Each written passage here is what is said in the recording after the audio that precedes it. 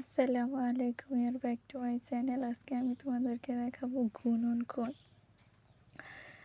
গুণনকোণ কীভাবে বের করে।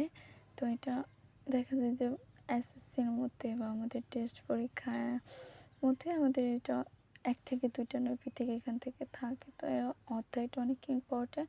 তো এটা দেখা যায় আমরা বুঝি না মানে গুণনকোণ কীভাবে হয়।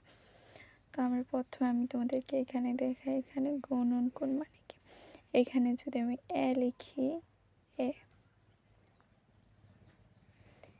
এ মানে এখন এইভাবে আছে, আবার যদি এইভাবে লিখি, এটা যদি এইদিকে আসে তারপরে আবার এইভাবে হয়, তারপরে এইভাবে, তারপরে আবার এইভাবে হয়।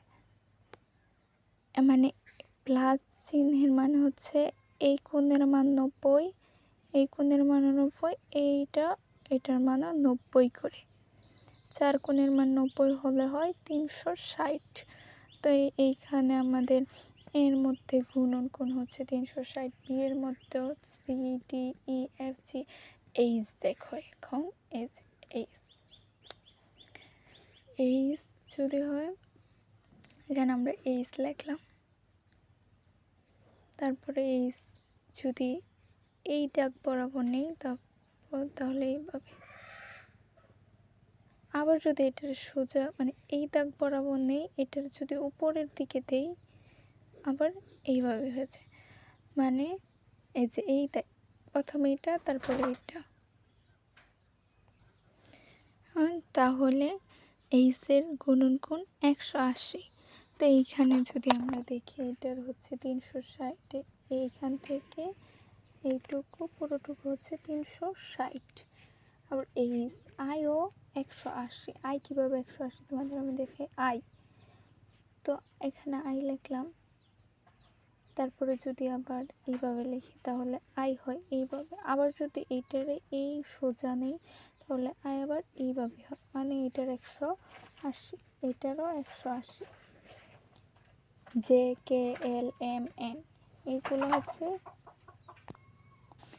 যদি দেখি জে থেকে এন পর্যন্ত হচ্ছে 360, এটা যে ঘুরাই হয় না 360। ও হচ্ছে একটা সার্কেল, ও হচ্ছে এই গুণনকোণ, মানে এখানে যে গুণনকোণ দিয়ে পুরোটার মধ্যে একটা গুণন হবে, তার মানে এটা হচ্ছে অসীম। যদি আসে যে ও এর গুণনকোণ কত, এটা হচ্ছে উত্তর হবে অসীম। তারপরে পি কিউ আর, এটিও 360।